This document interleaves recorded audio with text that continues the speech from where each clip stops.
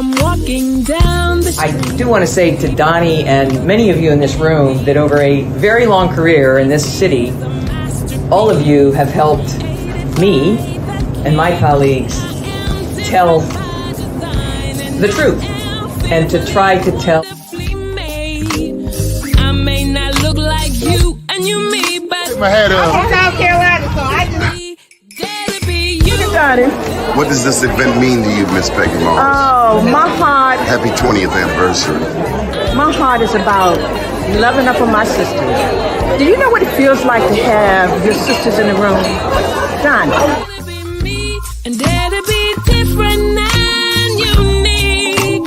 I'm gonna be the best me I can be by letting His glory shine through. I am beautiful, I am blessed, but not just what you see in the flesh. I'm free from people, free from myself. The doctor lived next door to the janitor, to the reverend, and the lawyer. We were together. Now we get so high and mighty that you create stress for your society because you don't like poor black folks either. That's a health problem. Get yourself together so I can stop being taking care of geriatric people and get back to pediatrics. I thank you, Doni, for all you've done. Let's keep doing it all the more. Letting His glory shine through. Dare to be you, dare to be me, dare to be different and unique. I'm gonna be the best me I can be by letting His glory shine through. And I dare you, I dare you, I dare you to be you. First name's Doni, last name's Glover. In it to win it for the long haul, baby. Listen, folks, we've all been through this pandemic. We've all lost some people. Today, we're going to talk with Dr. Portia Lockett. She's going to tell us how we can better deal with grief. It can be an overwhelming and difficult thing to manage, especially for employers. It is important to remember that each person has their own unique way of expressing and dealing with grief, which means the same approach will not work for everyone. Now, listen, my daddy was an undertaker, so I grew up in the business, and our job on a regular basis was to, be there for the bereaved. And so this will be a very interesting conversation. Dr. Lockett, as a leader, she believes it is essential that we're all proactive about protecting the people who work with us and being mindful of their mental health. So without further ado, we're going to get down to the get down. Dr. Portia Lockett, good morning. How are you? Good morning. Like you said, I am blessed by the best also. Yes, so ma'am. Excited to be a part of the show. Yes. So we've all lost some people. And it seems like, when I think back in my own family, it was like one after another, first cousin, brother, sister. I remember when my mom passed 38 years ago, and for a long time, I carried that grief with me. Mm-hmm. And then one day it just got old. It just like, come on. They don't want us to be sad. They on the other side looking down on us, smiling. They don't want us to be sad. What's your take on this, Dr. Lockett? Well, I was just telling someone the other day that was present as their mom was basically transitioning. And I said, when I believe that when your mom gets to the other side, she's going to look around and just say, hey, if I had known it was going to be all this, I would have been gone already. So I always just try to bring a little bit of peace because, we have been trained to think that, heaven was this space that only a certain group of people can get into. But I truly believe that we can have heaven right here on earth. And so one of the things that I try to do is create an environment for individuals who are in that transition mode that will make it, I don't want to say easier, but a little lighter environment for those that are present who are escorting their loved ones to the other side. I happen to be chosen as an escort because I am very often called when individuals are in transition. And so I just trying to be present and creating that smooth environment, whether it's ceremony of love, a circle of love where everybody can tell that person, you know, what I love about you, what I'm going to hold close and dear to my heart, what I'm going to remember, you know, from you, what lessons did I learn from you, and what legacy I'm going to continue to live on because of you being in my life. Did this ministry, did this call you? Was it a calling? Yes, I will say so. You know, like you, growing up in a funeral home setting, my mother used to play for a local funeral home here in the Detroit area on a regular basis. And because I hadn't started school yet, I would often go with her. And so I would be present, you know, as people were coming in and going out. So I was never in the space of being afraid, quote unquote, you know, of the dead. Some people are. And so, you know, being in that space, you know, I was just always trying to be, you know, as calm as I could be and putting a smile on my face, hoping that it would, you know, encourage someone else, you know. And as I grew up, I was always that person that individuals would come to, you know, when they were, you know, experiencing, you know, life altering situations or experiencing the transition of someone they loved who was close and dear to their hearts. I was that person that was always there to support those individuals. So when the calling came on my life, I remember it clearly. I was in my breakfast nook of my home, and it just felt like something that was kind of like a spiritual awakening, a shaking in my spirit. And I really didn't know what it was, but I knew it was something that I had to do that I hadn't been doing or hadn't been really assigned to or had put a name to it, a title to it. And so I remember calling one of my friends up and sharing with her, you know, what I was experiencing. So she passed me off to another sister, said, "Oh, you need to call so-and-so." So I called that person. She said, "Oh, no, you need to call this person." I said, "Wait a minute, are we playing handoff game because you all really don't know or understand what I'm dealing with?" And then when they finally passed me off to Pastor Vorse, he basically explained to me, after I explained to him what I was feeling, he said, "Yes."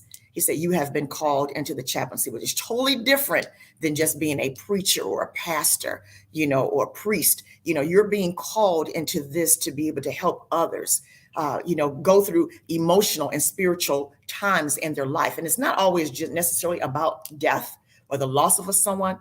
There's so many different levels of grief that I have." Like a relationship, like a divorce. Yes. Maybe a job. Absolutely. Yeah. So you named all the, and we think about what's going on currently, you know, in the world, what our brothers and sisters are experiencing over in Maui, you know, that unexplained situation, the fires, you know, we have fires all over the country. Every time you look up, there's fires in, you know, California. We just had the flight fires that were over in Canada that were spilling over to the Michigan area that were also the smoke spilling over to the New York area, you know, as well. And so, yeah, the smoke, you know, so it was a long time, you know, with, you know, dealing with COVID for the last 3 years, right? And so now we're kind of getting in this subtle space, but there was so much aftermath after COVID, which causes grief. Wow. So many thoughts come to mind. I remember when my mom did pass, it came to me over the years that you have been serving people for so long, and now the shoe is on the other foot. Mm-hmm. So I guess the question is, did you ever get your moment where you found that, wow, you needed grief counseling yourself? Oh, absolutely. Absolutely. So my son, my middle son, Azel, was murdered in December of 2020. And, you know, I have pretty much dealt with grief pretty cool, you know, in a cool space. I knew I was going to lose my mother and my father at some point. I lost my older sister, you know, at the beginning of COVID. That wasn't really expected, but, you know, life happens. You know, you expect your older siblings to transition. But for me to deal with head on the loss of my child so unexpectedly, I mean, like, literally, we were just together a month before that. He lived in Atlanta and I was still living in Detroit. Detroit, and he shared with me that he was going to be a daddy. And so we were just celebrating just like in this space of, I can't believe this is happening. And so because of what I do, I had to make sure that I took care of myself. I had to do a lot of self-care. I sat down with therapists and counselors and ministers and friends, and I had to do a deep dive and just set myself apart. I took some time off away from work. I took some time off away from ministering to others and, counseling others. I had to get me together. I had to come to a space of acceptance and saying he is no longer here. But what can I do to continue out his legacy? I made a conscious decision to try to turn that pain that I was feeling into peace. And so God spoke to me when he passed away. He says, I'm going to get the glory out of this. And so over the last 2 years, I've been really, really busy being intentional about keeping his legacy alive and also helping others, help them heal, offer them hope, and hold their hearts as they're going through any type of grief journey. All right, now this is from your Baltimore brother. So I see that you like fashion. Yes. Yes, I do. Did I come correct? Did I come correct? That's a mean brim you got on. Thank you. And the colors are working. How important is it to, I won't say dress for success, but to dress for life? How important is it? I mean, we can have a closet full of clothes, but if our mood is in a funk, we'll dress like that. How important is it to put on our gear and get ready for the day? So I used to be a Black person, and I wasn't grieving. I just like Black because, you can just pull a black top, black pants, black earrings, and just make it work. Change your jewelry up, and you can go to work, and you can go to an after hours affair, church, whatever the situation was. It's just a comfortable, hue, right? So, but when you put on color, it just makes you feel a little bit lighter. It just makes you feel more energetic. So when I put on my colors, like this morning, I wasn't even planning on doing all this, right? But I said, I got to come correct because I know my brother from Baltimore and I know they know how to put it down, right? But when I was getting ready and I had this hat laying off to the side because I had worn it the other day, I'm like, you know what? Hey, this might work with what I'm doing today. And so it just gave me a whole sense of feeling free, feeling liberated, and feeling colorful and vibrant. And so I carry that energy on. And so when people see me, that's the kind of energy that I portray when I'm wearing something of color. So I know Black people. I know people who Black is their color. Can we wear Black too much? Is there such a thing? Like, come on now, throw some red in there, throw some blue in there. I mean, that balance, is it important to remember balance? It might be our favorite color, but balance. Absolutely. Because I think sometimes however you dress, that's how you're going to be addressed. And that's not just with Black, but that was with anything. And that's one of the messages that I get to give to our young sisters, who come out, in my opinion, sometimes inappropriately dressed, but according to the styles that you have today and what's accepted on social media, and videos and different things, a lot of people feel that just because they make it in my size, I can wear it. And so when you wear whatever it is you wear, that's how the people that you're in contact with on that day are going to address you. So if you go out on a date, and you're wearing, I'll go back to the color. If you're just wearing all Black, it could be sexy. It could be a cool Black. But if you're wearing Black all the time, that sends a message like, is this person going through something? Are they in a dark space? Are they depressed? As opposed to when you wear color and you're vibrant, that sends a whole different type of energy. We can be depressed and not know it. Oh, absolutely. Absolutely. Sometimes, no, go ahead. I'm sorry. No, you're saying sometimes. No, I was just going to, yeah. Sometimes, when you're in a space and you really don't know that you're depressed, sometimes somebody has to bring it to your attention. Hey, you didn't have them clothes on for 5 days in a row. What's up with you?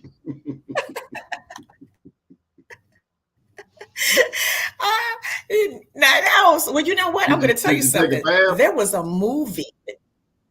You're right. right. So there was a movie that was recently out. I do believe it was on a Netflix movie, and I think it was called.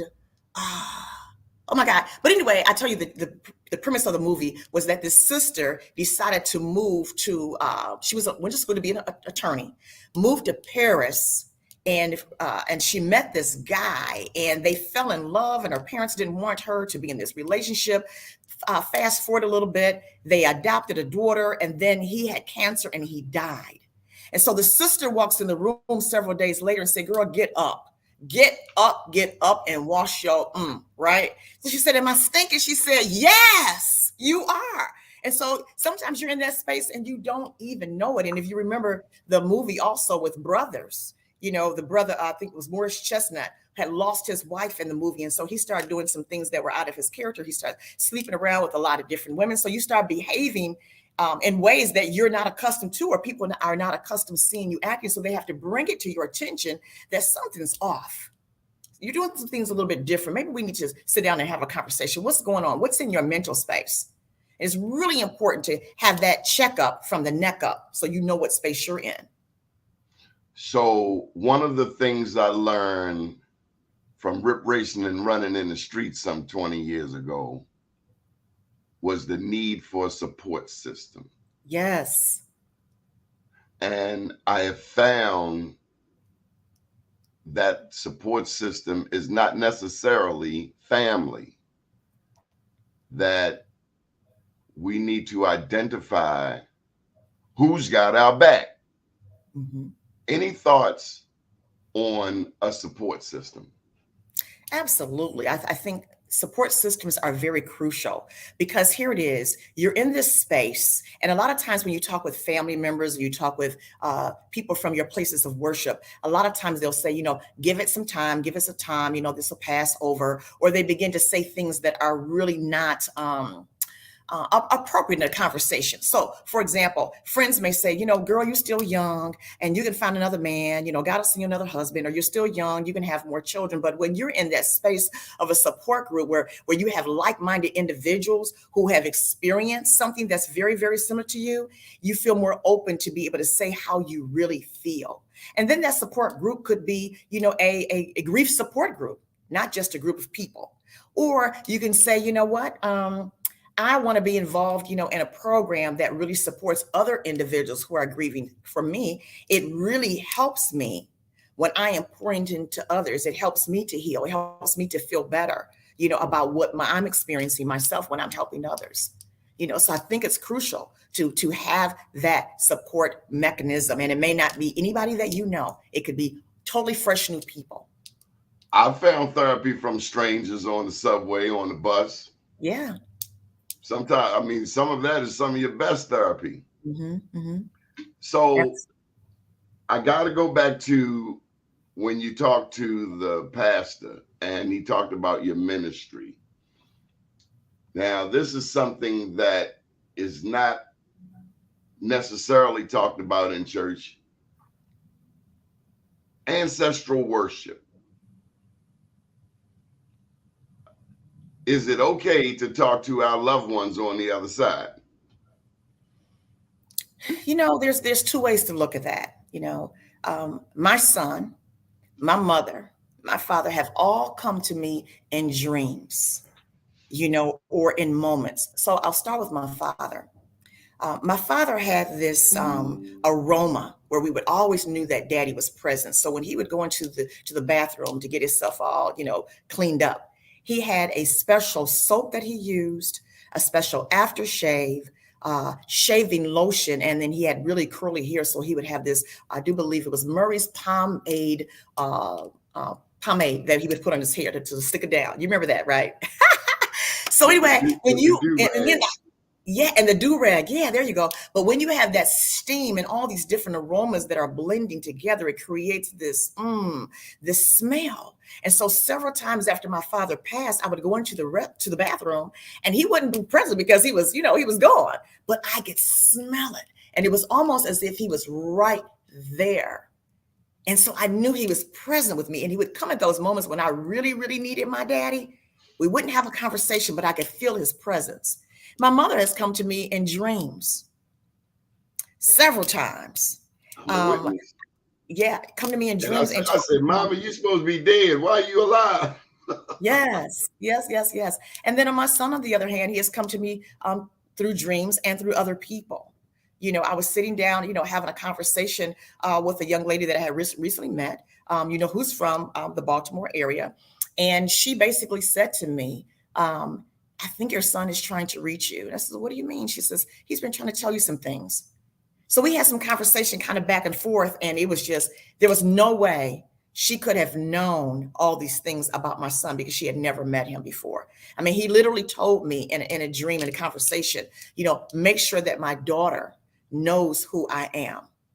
Now, this is 2 months into finding out that after he was passed on, and we hadn't even had the reveal yet of what sex it was. And so he shared with me some other things. He shared with his brother and with his father, and it was just. This is wonderful. And even right now, sometimes I can feel his presence. So again, it depends on the individuals. So my sister, she got her wings a couple of years ago, and she used to tell me that Mommy would visit her. Mm-hmm. And I said, well, Mommy know not to visit me because I ain't gonna be no damn good if she come visiting me. But I would have my own way of hearing from her, and it would be in dreams. But she was saying like she saw. I was like, look, Mommy know not to do that over here because that ain't gonna work. Scared the life out of me. So the spiritual realm, which the church can try to explain or not try to explain, and I just say the church because many of us are Christians. I really don't even know how the Muslims per se deal with that. But Earth, Wind, and Fire has a song. They talk about that life is energy. And so they say the energy, it never dissipates, it only recreates. I mean, we look at the grandbabies and we can see this relative or that relative. I guess there's so much about the spirit realm that we just have to experience for ourselves. But it can be lonely because you don't want to tell nobody so many things because they're like, oh, this cat crazy. But you come to realize that everybody deals with that. That energy from above is real. I have to agree with that. When I was little, I would often hear my mother say that I would tell my grandmother, remember when I used to be your grandmother. And some of the mannerisms that I had and things that I would say would often remind them of things that her grandmother would say. And so here I am 3 or 4 years old, I don't know anything about, who said what about what, right? So, but I do believe that spirits intertwine, even with my granddaughter right now, we spend a lot of quality time together and I can see my son in her. So I have this hologram, which has this beautiful picture that a sister friend blessed me with, and I can plug it in and I can light it up. And it's almost as if he is really there, right? So since a child, since she was first born, I would take her over to him and I would say, that's your daddy. I said, he will always be your angel. This was before she even understood, what I was saying. So now when she comes to my place, she goes right to him and says, hey, daddy. Hey, daddy. And so sometimes she'll stand there and say her ABCs, or she'll read a book standing in front of him. And so that's her way of relating, because that's something that I taught her. But I often feel that, when we're here together, that he's present and he's very pleased that I'm keeping his spirit alive. Dr. Lockett, tell me, and I'm a big history buff. I don't know if you know, I got a book out, I Am Black Wall Street. Any thoughts on the Mayafa?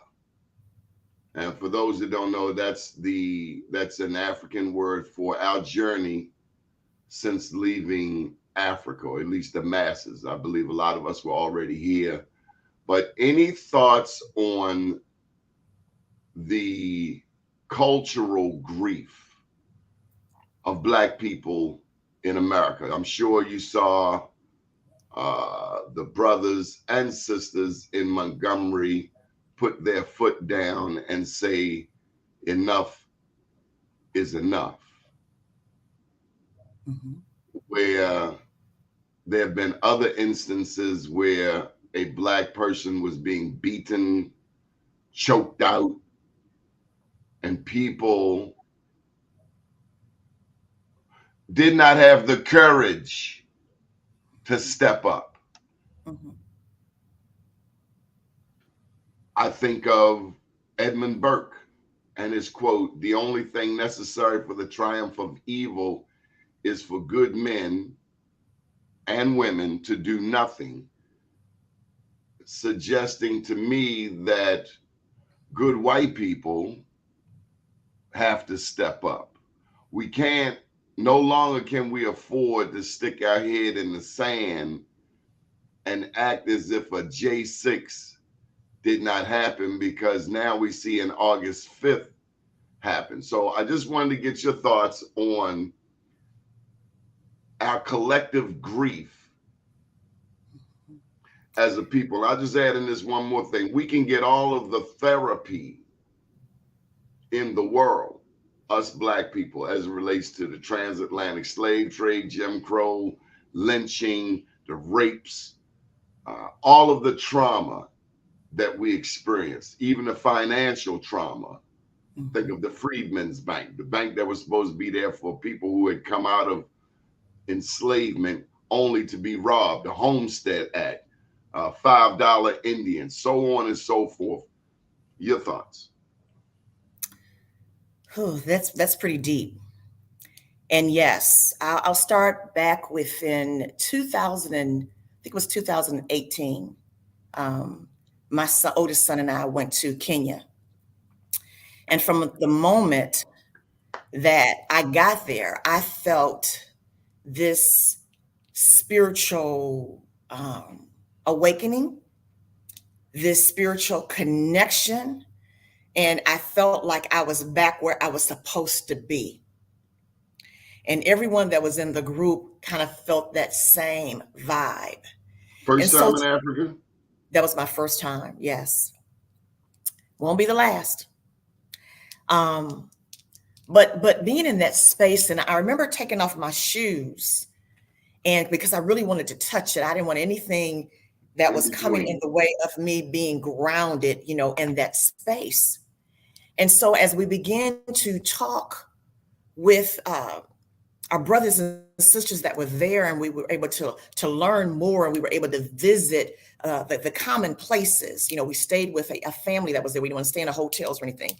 So just getting the realistic feel of it there, seeing how we live in the low and how we live in the in-between, and then seeing where some of the kings and queens live, I was just like, I was blown away. I was like, how could we have been taken from such a powerful, from a rich state of mind?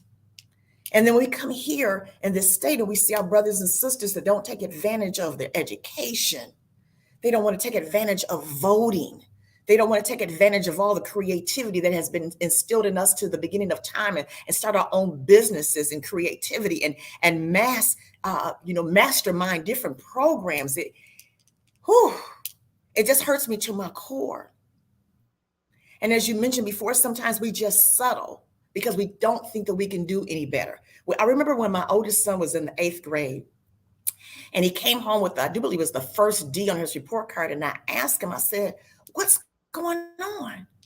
And he said to me, he says, "I'm tired of learning or being forced to memorize the lies."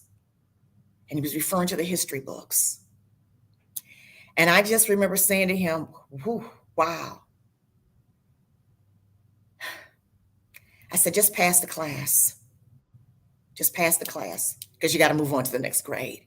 But for him to be able to say something like that to me when he was 12 or 13 years old, and to this day, he's a well-versed, very well-studied individual, who has taken everything that he's ever learned and transitioned it into going back to the root cause, to the root culture of how we can be healthy and whole, physically and mentally.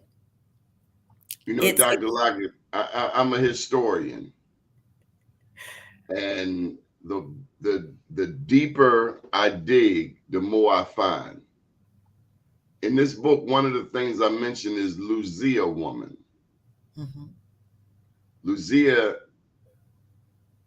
is the name given to the oldest bones found in the Americas. Mm. A Black woman in Brazil, 12 to 14,000 years old. When we don't know our history, we allow some damn idiot who doesn't know their own history to try to tell us ours. If you look out in Arizona, there's a place called Kincaid's Cave. Mm.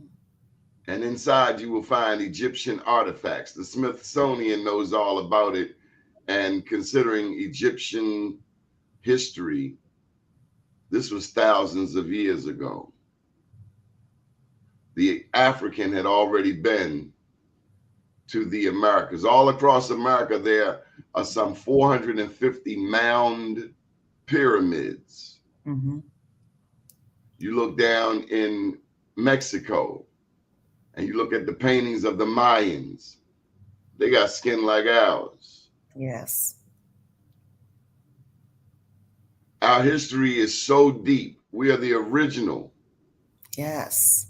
But because we don't control our own media, and that's the purpose of this platform, for us, by us, about us, unapologetically Black. That's the name of my first book, by the way.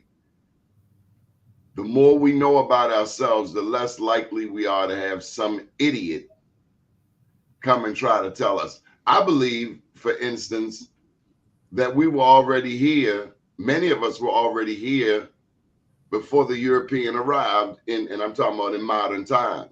Mm-hmm. They will try to tell us that all of us came in the bottom of a slave ship. I just don't buy it. Not all Black people were slaves, by the way. Oh, absolutely. Mm-hmm. And not all white people were free. But you never hear that discussed in schools. We know about Black Wall Street in Tulsa, but how many of us know that in New York City, they had Seneca Village in 1828, and in Brooklyn, they had Weeksville in 1835. Tulsa didn't get to popping until, the destruction happened in 1921. So 100 years before that, and then over in Burlington Island, New Jersey, that's known as the cradle of emancipation. Or you think down to the Gullah Islands, Mm-hmm. off the coast of the Carolinas and Georgia. There were Blacks over in there going back to the 1500s. Mm-hmm. Or they will tell you, I'll start with this one. They'll tell you that 1619 is when the first Blacks came to this country. And I'm going to tell you that's a lie. Mm-hmm. I'm going to tell you that the first Black man in modern times that came to the Americas was named Juan Garrido.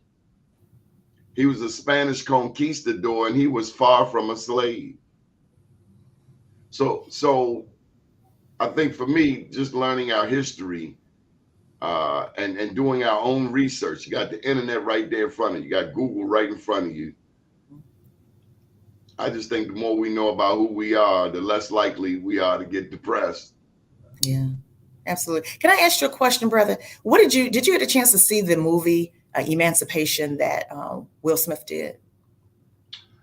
Nope, I wasn't feeling Will Smith at the time. So, and then two, I got to tell you, I'm sick of slavery movies.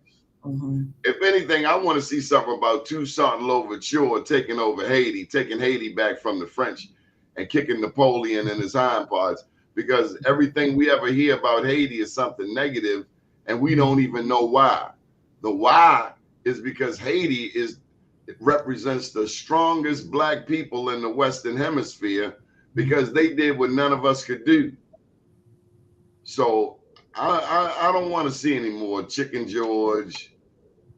I did see Birth of a Nation. Mm-hmm. That was a recent movie, past 5 years or so, and had to do with a slave insurrection. But the real Birth of a Nation was a book by D.W. Griffith, I think 1917. And this was made into a film, first feature film in the United States, which presented African Americans or American Africans with all of the negative stereotypes: wide eyes, big lips, scared of our own shadow. And they showed this film, the first feature film in the US, they showed it at the White House. So we are up against, and our children especially now, are up against so many images that are against our blackness. I mean, we live in a country that wants to tell 4- and 5-year-olds about their sexuality, something that we in the black community reserve for a little bit later down the line. But for me, you got people who can't raise their own children trying to tell us how to raise our children. And we got to stand up, whether we're Christian, Muslims, or whatever. Don't let nobody tell you how to raise your child. Yeah, and then you have individuals who don't have children, don't have an experience with children, trying to tell us, what to do. Go on away from here. Go on away from here. Yeah, I'm with you on that. I truly believe that at some point in time, whoever you are, whoever God created you to be, and will eventually evolve. It will eventually come out. But I don't believe that we should be in a position where we're dictated to how our children are raised. Especially by people, when you look at their behavior, it's like, I don't agree with your behavior. I look at January 6th, these people climb the walls of the Capitol. That is treason. That is insurrection. And this cat, Donald Trump, has the ability still to run for president. It's time to revisit these laws, because that is a traitorous criminal. And all he's doing is causing incidents like Montgomery to be more and more real. I mean, it's all across the internet. Long before Montgomery, where a black person is in a store and a non-black person is causing them grief, and before you know it, there's a reaction that we wouldn't have seen 20, 30, 40, 50 years ago. People are sick and tired of the foolishness. Yes. And the foolishness being supported by this government. Yeah. Our and I believe that died for this country, and we shouldn't have any problems going anywhere in this country. Absolutely. Period. Right. And I believe that if we flipped the script, and it was people of color, African Americans specifically, January 6th, doing the exact same thing, they would have located us by now. They would have had the paddy wagons there, and we would all be locked up. I mean, it's just those who didn't get shot. Yes. Those who didn't get shot. If we stormed that, remember the Million Man March? Yes. All them politicians left DC. Guilty. That's called guilt. I was so glad that my oldest son had that experience, with his father and some other strong, powerful brothers that were from Detroit that went down there for the march. I mean, that was the most powerful thing. And then after that took place, it kind of fell off, and I was hoping and I was praying that momentum, that spirit of standing up for who we are and showing young brothers and sons and nephews and some even women that were there, the power of when we pull together. I think of the last election that we had, where, now we have our first African-American female vice president. And, by the vote, it wasn't their vote, it was our vote collectively, putting her in place. Same thing with Barack Obama. We came out and we voted. We made a difference. There's power in the vote, there's power in the voice, but some of us feel that we don't have a voice or that our vote doesn't matter. And so those individuals are grieving too. You think about, the brothers and sisters that are in some of the southern states where, all of the districts have been changed. I know if I go to vote and then I get there and they tell me, well, your name is not here and we can't find where you're supposed to vote, that's a level of grief as well. When my rights have been stripped from me. I'll tell you something else that's a level of grief is that when we do support a black person for office, we don't realize the position we put them in. Because they will be pulled by forces from outside of our community. Yes, we are grateful for a Barack Obama. Yes, we're even more grateful that he didn't get assassinated. Yes. But many of us wanted him to have a black moment. We wanted to know that he knew it wasn't about him. Mm-hmm. It was about us. Any thoughts on navigating politics in this country? And let me just say for the record, I'm a Marion Barry fan for life. When I look at the impact he had on Washington, D.C. and surrounding Prince George's County, considered one of, and that's in Maryland, one of the wealthiest black jurisdictions in the country. Those people in D.C. and Prince George's know that he was targeted because he was about serving his people. But so often our elected officials, black elected officials, they get into office and they get goofy. So for me, that's a level of grief.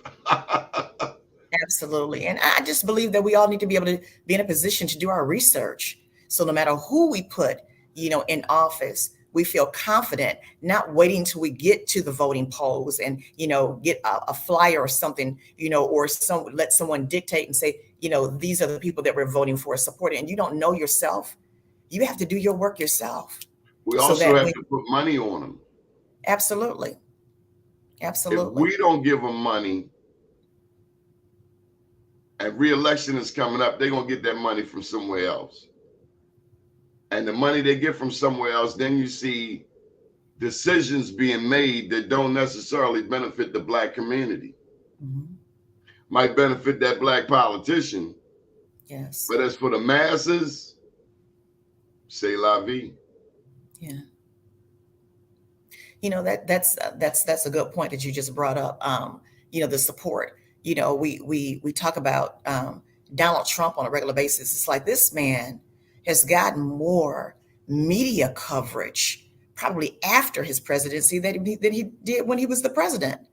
And because you keep reinforcing this behavior, media does that. The media. Yeah, exactly. What message are we sending to our future generations? That non-black people are afraid that black people fear of a black planet. The rapper said it years ago. Chuck D, Public Enemy, fear of a black planet. And that fear, it's like you can have a classroom full of kids and everybody's good. But you put one bad apple in that classroom, that can spoil the whole bunch. Absolutely. And so the good apples are going to have to do something with this bad apple to help them elevate above where they are. And then, so tell me about the grief of children in traumatizing homes. They come to school, you want them to learn, not realizing this kid is dealing with anything from child molestation to drug abuse to alcoholism to fighting, domestic violence. Any thoughts on the grief of our children as they go to school, and they go into school and got to fight? Or they're more prone to fight because they haven't slept all night, then they heard turmoil, they've seen people get smacked, pop, boom, boom, boom. What's up with our babies? Yeah, I mean, they're living in a state of mind that, as we have been using the word unprecedented, we've never seen this type of behavior before, right?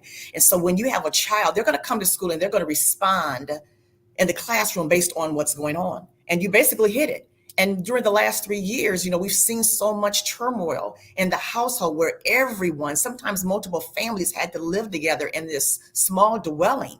And so we've got people that are, having conversations that children are not used to being in the midst of having. As you said before, going to school and you're fighting and being afraid. I've had conversations with some children. And they said, I'm scared to go to school. I'm scared. I don't want to get shot.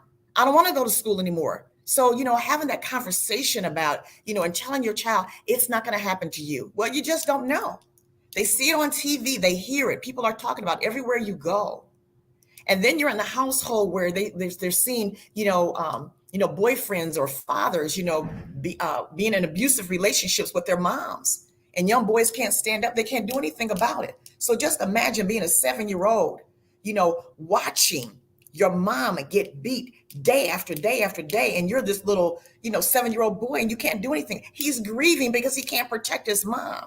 So now he's going to go to school and he's going to react to what's going on. And the teacher's going to say, well, what's going on? And the child may not feel comfortable saying what's going on, but they're acting it out. So this day and age, I truly believe that we don't need to have just one or two therapists or counselors. We need to have multiple layers of counselors in the school system ready to receive these children and having those conversations. I know back in the day, and they still do this when they go to therapy, they ask the children, draw a picture of what your day looks like at home. Draw a picture of yourself at school. And if that therapist is trained properly, then they can look at the picture and begin to probe questions about, well, what's going on here? What's in mom's hand? What's in dad's hand? Who is that?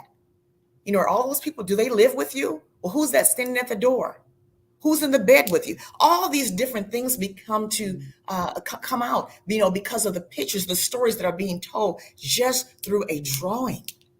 So we got to learn how to meet our children, right where they are, because they're going to grow up and they're going to repeat the same behavior. The young ladies are going to think it's okay to be in an abusive relationship. It's okay to talk like this. Young brothers are going to say, well, it's okay. Well, my dad beat my mom. I saw this happening all the time. It's just the way we were brought up. It's just the way we do what we do. And it's not right. It's got to stop. Generational curses as opposed to generational blessings. So we need to make sure that we're creating an atmosphere of generational blessings and having those crucial conversations and not being afraid to talk to our children about what they're really feeling. I'm glad you brought that up, because one of the books that I have here, it says When Death Happens. And, it's like a little coloring book, and it's a parent's guide to talk about set aside in that time to be able to talk to your children, allowing their feelings to be explored. Stop telling little boys that you're a boy. Boys don't cry. Yes, boys do cry. Real men cry. Jesus wept, and he was the manest of the man, right? So we have to encourage our children, whatever they're feeling, let them just freely express themselves. Then there's another little book here called What is Death? What is Grief? And having that conversation about it. Someone was saying the other day, I was doing some reading, they talked about, doing a comparison to a leaf. Leaves don't stay alive forever. Flowers don't stay alive forever. So if you can do a comparison, at some point in time, we all have to go. We're all going to transition at some point in time. Do some of us go a little sooner than we anticipate? Absolutely. But we need to be able to have those conversations and not hide behind the wall. Do you remember the movie Claudine? Yes. I don't remember everything about it, but I do remember the movie. I know I saw it with my older sisters when I was younger. The one scene when the social worker came to the house and James Earl Jones, I think, had to hide or jump out the window, but there couldn't be any man in the house when the social services, when the welfare lady came. All right, because they would lose their benefits, the money. Is that right? Yeah. And so we've been doing that for years. Again, that generational curse. It's okay for me to have 5, 6, or 7, 8, 9, 10 babies, and get that money coming in. Well, I was speaking to the attack on the Black family. Oh yeah. Mm-hmm. The grief. I mean, because we have all kinds of theories today. You'll hear some of us saying some outlandish things. So I want to ask you about Black love. The Black man, the Black woman. Do they have a chance in such a cold, cold world? I believe they do. I've seen some very successful marriages, and I'll use my parents for an example. I love to tell the story about how every time my father got paid, he would always, with intention, stop and bring my mother some flowers, some lace pantyhose, a pendant, or something that just said, baby, thank you so much for making my life worthwhile coming home to. And my mother handled her business. She knew what would trigger her husband into something good, and she knew what would trigger him into a whole different spiral. But that whole different spiral never happened because she knew how to keep him happy.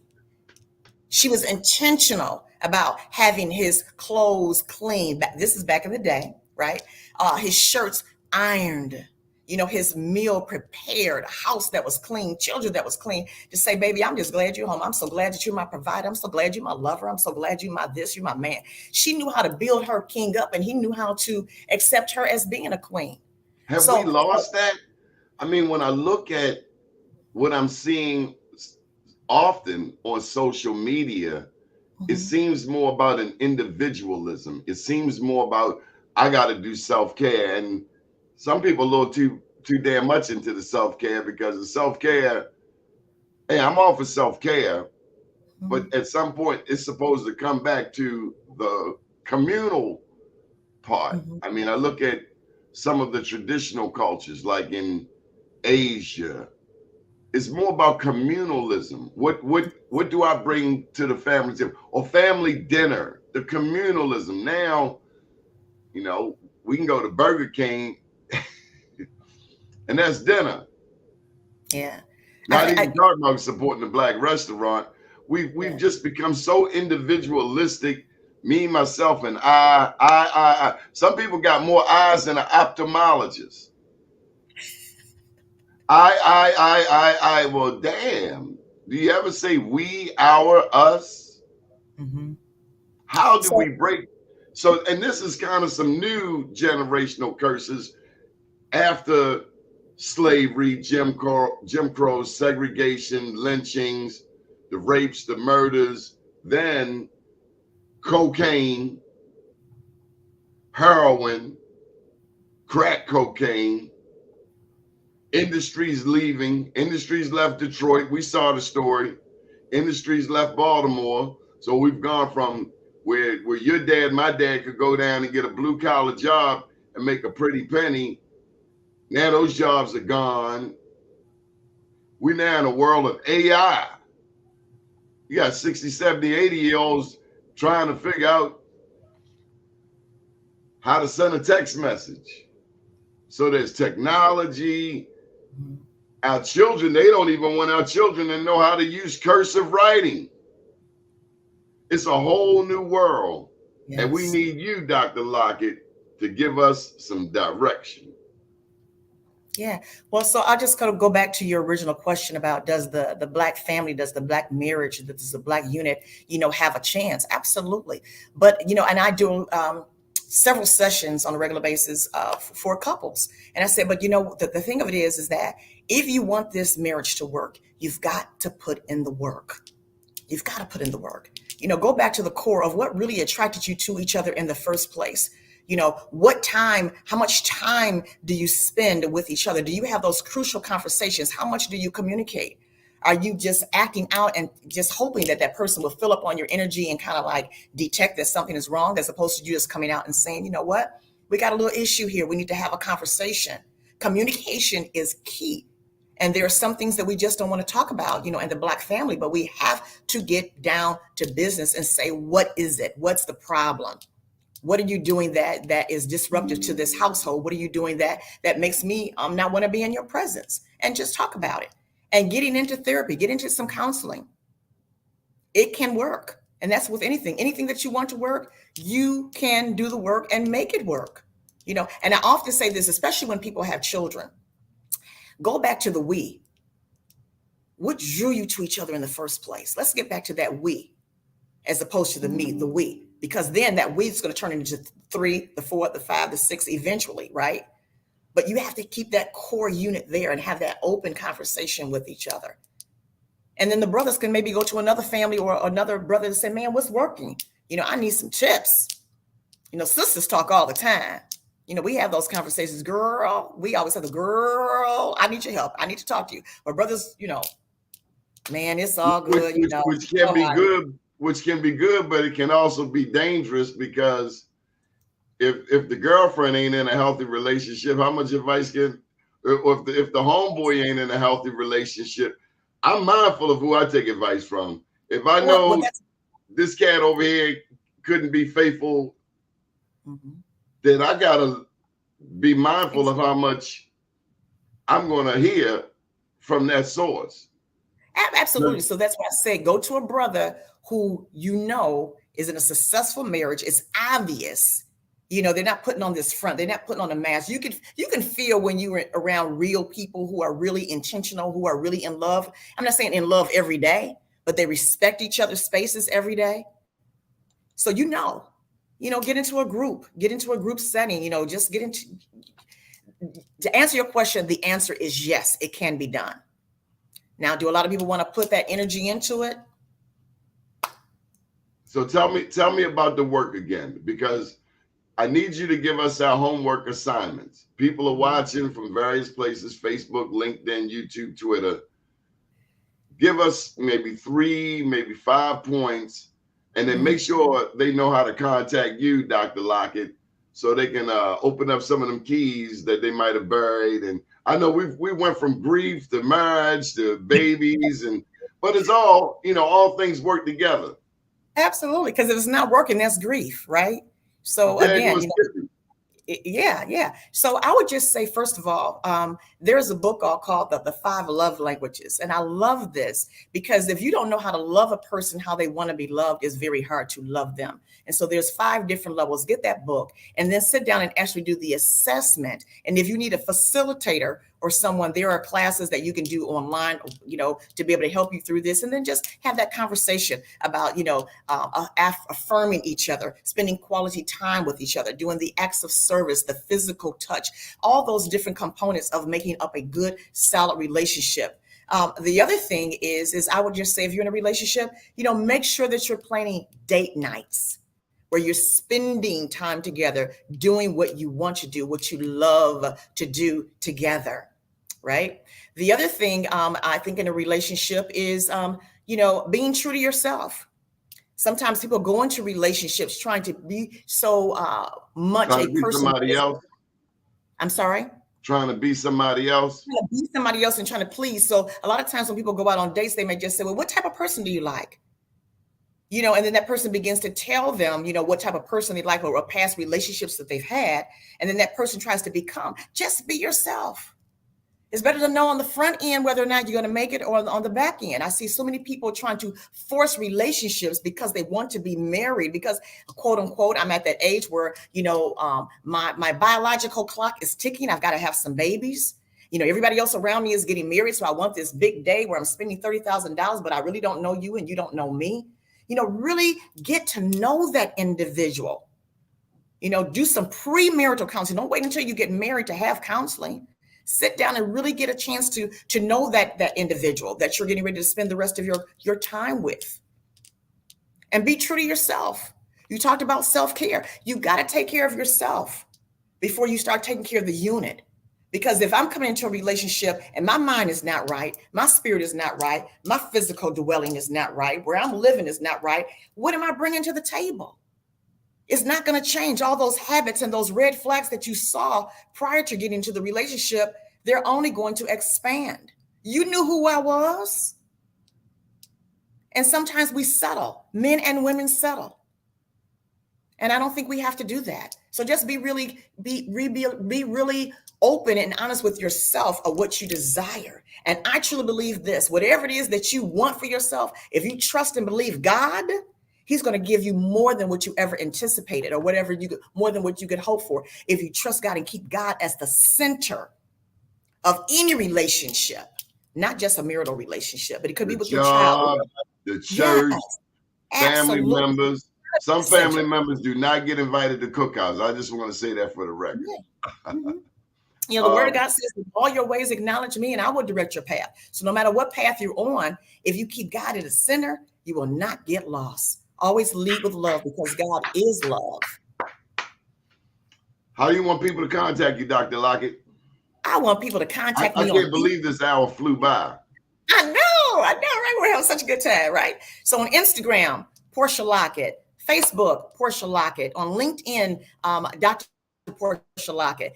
You can also go to my website, drportialockett.com. And I'm going to tell you this, and I know we don't have a lot of time, but I've got a deck of healing cards that you can buy on my website, and they're called the healing cards. And on each card, it will give you something that will help you to move through your grieving journey after the loss of a loved one.